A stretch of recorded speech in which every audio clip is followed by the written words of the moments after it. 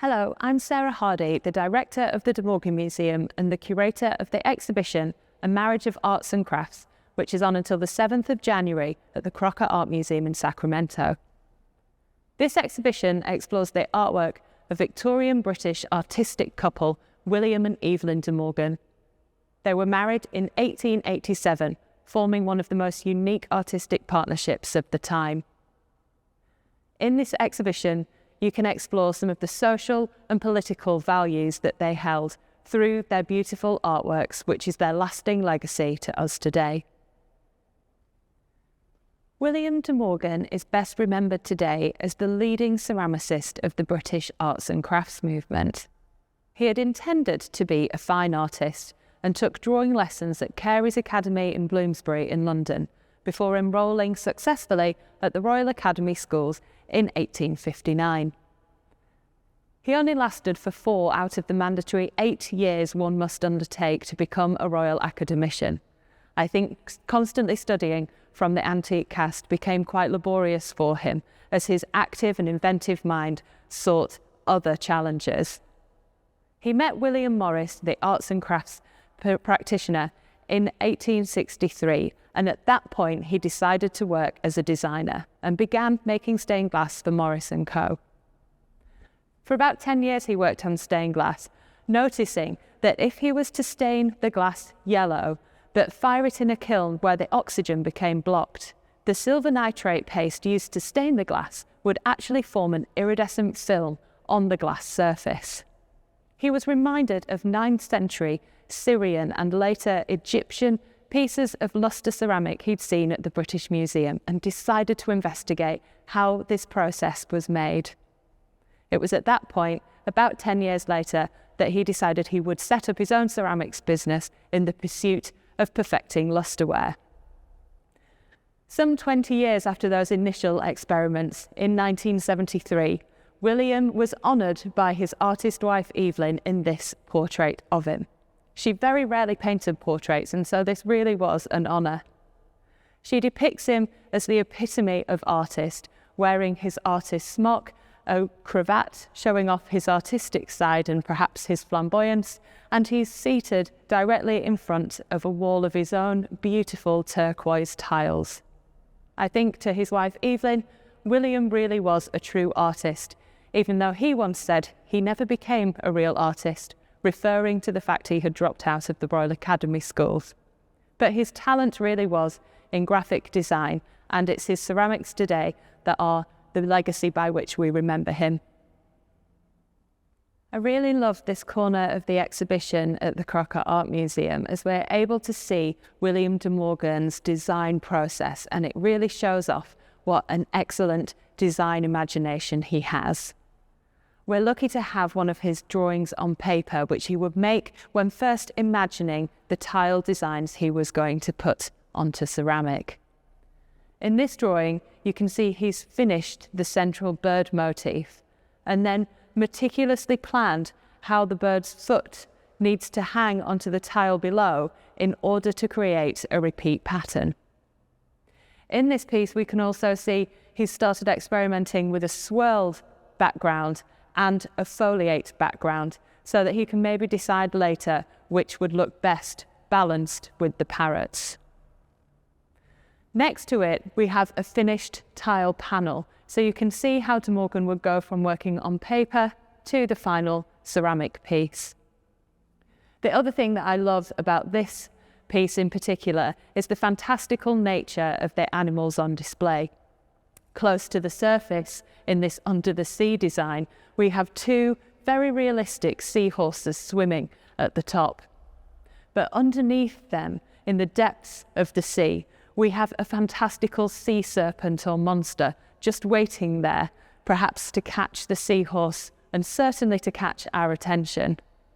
I think William De Morgan really enjoyed blending the realistic with the fantastical, so that we ourselves can question just what the line is between those two things.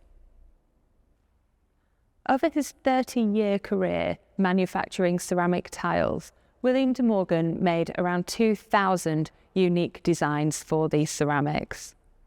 In this case, we exhibit some of his unique tile designs. The earliest, on the left-hand side, called 3 long stem flowers, is very much made in the arts and crafts movement style. If you imagine the very floral William Morris wallpapers that were popular around this time, you'll see that this design was made maybe with a commercial sense, in order that people buying the Morris wallpaper would also buy the matching De Morgan tiles for their homes.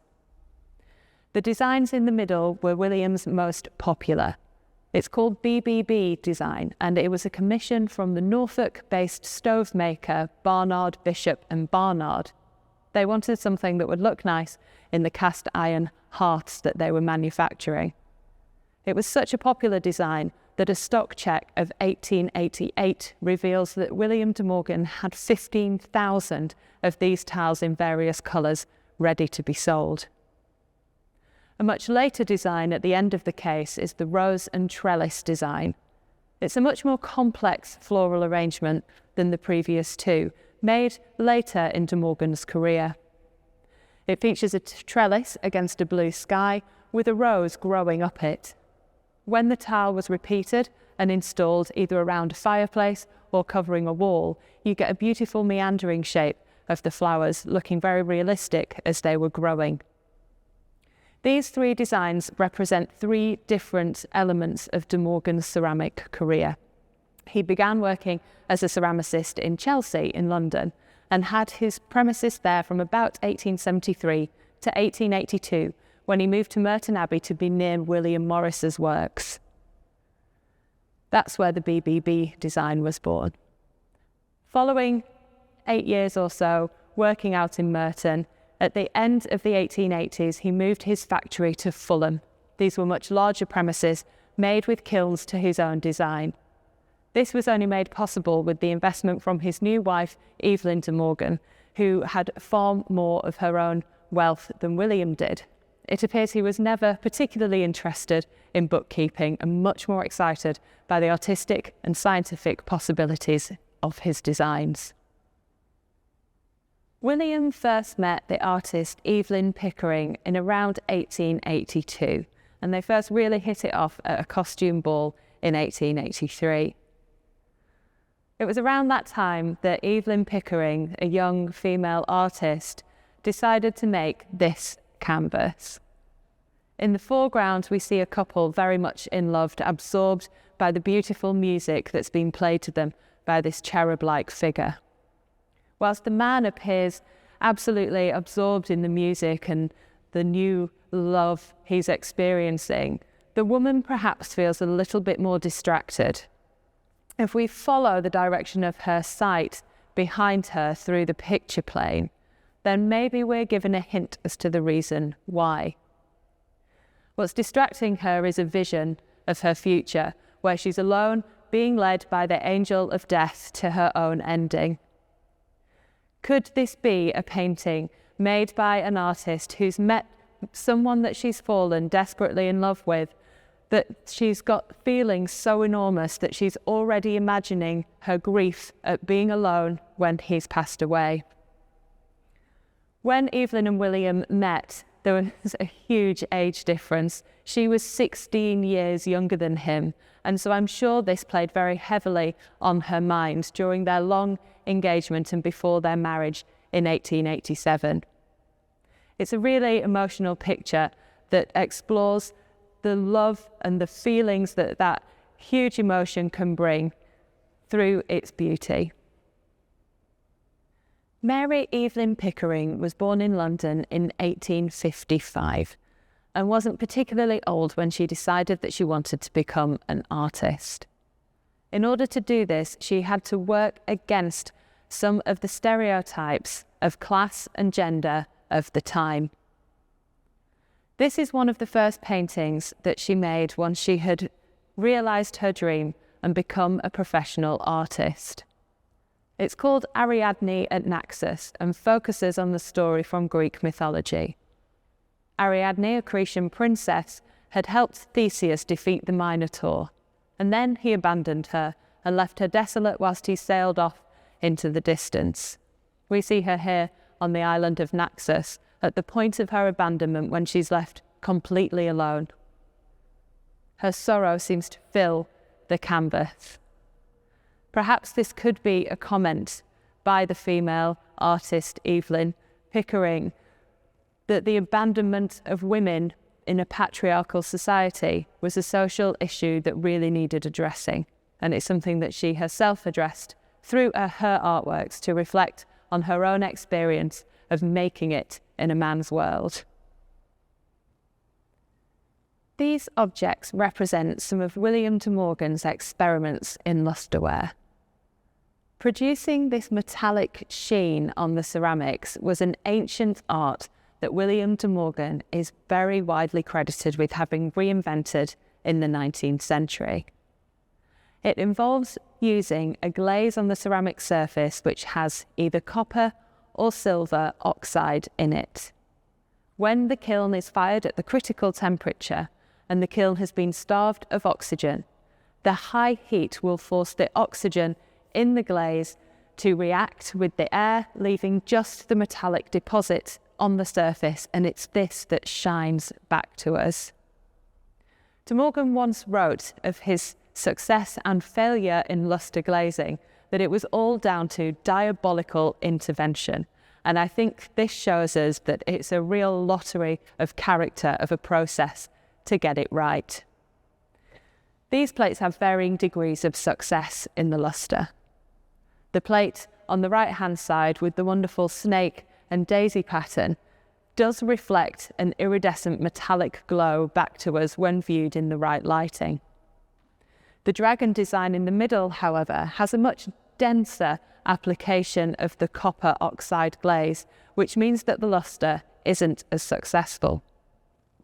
The third example, where the luster appears in the beautiful red known as ruby luster, or in the gold, which was made with a silver oxide rather than the red copper oxide, we can see that the silver has taken a little bit better than the copper in this example, as the gold shines very brightly compared to quite a dull pink surface, the pink having been achieved by the copper oxide being diluted with a wet clay slip prior to painting. What the range of these examples show us is that William De Morgan was very interested in invention and in scientific processes, always trying to make better something that had been done before. This opulent interior is home to a very wealthy, yet very unhappy married couple. The focus is the woman, who wears a wedding ring and only 2 bangles, which almost appear like shackles, keeping her in the prison of her home. Equally unhappy and yet very separate in this space is her husband. It looks as though the expensive neck chain he wears weighs heavy on his shoulders. It's a scene imagined by Evelyn De Morgan to represent the fact that material wealth can't bring happiness. With the focus being the woman drawing back the curtain and looking at a band of merry revellers out of the window, we also see a secondary message in this painting, one that shows us that women are entrapped in the home by society. If you follow the woman's eyes, she's looking at the bird flying free outside, whereas in the same picture plane as her lives a golden bird in a golden cage, a metaphor for the woman's existence in this unhappy marriage in an unhappy patriarchal society. Evelyn De Morgan had signed the Declaration in favour of women's suffrage as early as 1889, putting her name towards the cause that would give women the vote for the first time.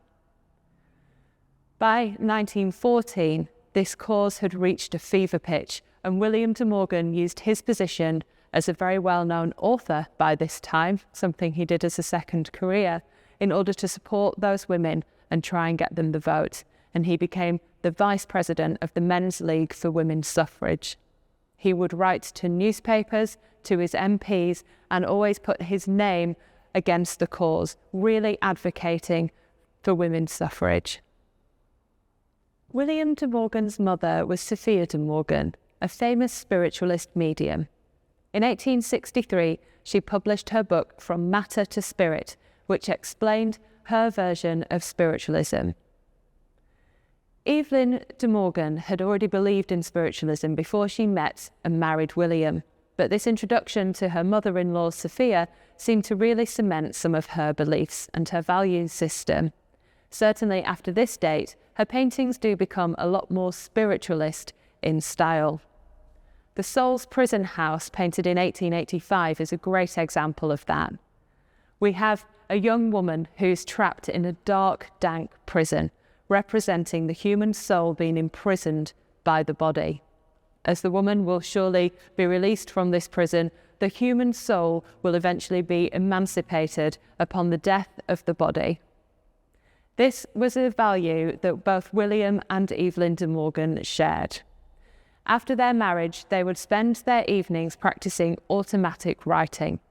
This is a séance-like practice where one of the couple would hold a pen and the other would hold the wrist of the one holding the pen. They would then enter a trance-like state, and they believed that the messages appearing on the paper in front of them were from angels or spirits of people that they knew. They published a volume of their automatic writing anonymously in 1909, and it's called The Result of an Experiment. I think this title shows us that they not only viewed spiritualism as something deeply personal and almost like a belief system that sat comfortably alongside Christianity for many, but that they also saw it as a scientific investigation and something that could be proven. The Slade School of Arts was opened at the University College of London in the early 1870s. It was a radical art school in that it admitted women on the same terms as men, and this meant that they were allowed to draw from the life model. It was one of the only art schools in the world at the time to do this. Fortunately for Evelyn De Morgan, she was the right age at the right time and was one of the first pupils to enter the Slade School. She was instantly recognised for her talents and won a full scholarship to support her study there. This meant that she was also able to take classes from other schools at the university, and we know she attended anatomy lessons based on a sketchbook that exists with her anatomical drawings and annotations. She would have seen live human dissections, and she became acutely aware of the intricacies of the human form. This, married with her ability to draw from the life model, allows her artwork to really speak for itself. Her renditions of the human form are realistic and believable, and it means that the figures in her final paintings hold their own. They have a real presence in the picture, sometimes far removed from what's going on around them. These two drawings represent part of her artistic process, which allows those figures in the final painting to have such realism. She would draw the nude model posed, and then once she'd finished that, she would ask the model to dress in the robes or drapery she wanted for the painting, and then draw the whole thing again, whilst her awareness of the skeletal form and of the muscles and the flesh of the figure would become apparent under the drapery, even allowing for those draped figures to have such realism. It was a technique that she used often in preparing her canvases, and it's wonderful to be able to display those examples of her preparatory work here in the exhibition. Both William and Evelyn De Morgan were born and raised in London.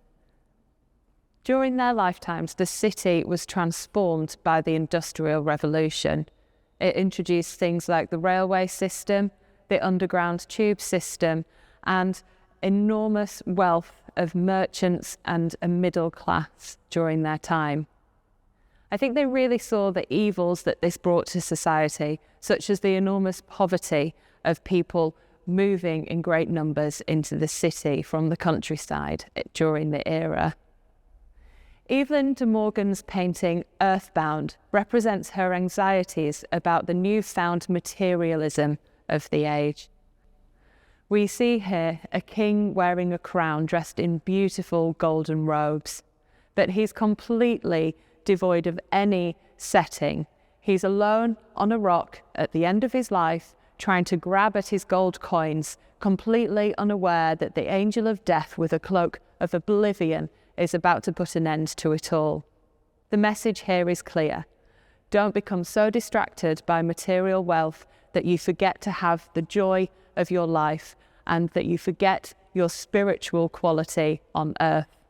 We see the spirit flying off into the sunset of someone less materially obsessed than the king and wonder if he will follow or whether his death will simply mean oblivion for his soul. William De Morgan had established his ceramics business in 1872 with the aim of creating beautiful ceramics ranging from tiles through to plates and vases. He was never really interested in making money, and in fact the business did terribly. He was much more concerned with creating beautiful artwork. However, he did take a real interest in the staff that he employed and their welfare. At its peak, De Morgan & Co. employed around 40 people who would adhere De Morgan's designs to tiles by painting the ceramic form, or to trained and well-established technicians who would run his kiln and who would throw some of the pots to his specification on a potter's wheel. William's interest in these people came in two forms. There are two really good examples of him caring about his workers' welfare. The first one was in the 1870s when he realised that lead white that was used in art at the time could cause poisoning to his staff, and so he eradicated the use of it through his scientific methodology. The second is a wonderful example from the 1890s, where he knows that one of his members of staff is off sick because he has a sprained ankle. And William writes to his business manager that of course he's going to continue to pay him. Why should he have any doubt that he isn't actually injured? This was some 80 years before sick pay became statutory in the UK, really demonstrating William De Morgan's interest in the lives of those around him. William and Evelyn De Morgan lived through times of great change and conflict. The British Empire caused colonisation, and the culmination of this conflict was the First World War from 1914 to 1918. Both of the artists were pacifists and really wanted to do what they could to repel the war.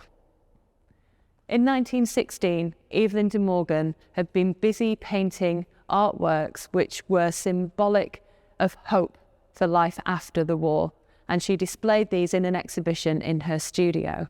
She charged an entry fee and gave all of the proceeds from the exhibition to the British Red Cross. This picture, called the Red Cross, is painted to commemorate that cause and that charity that she supported. We see Christ in blood-red robes flying over Flanders fields with the unmarked graves. He's supported by a choir of beautiful angels, but surrounding them we see rainbow mists, emblematic of the human souls which were being transported to heaven by the flying Christ. William De Morgan also used his artistic and scientific bent to try and help the war effort.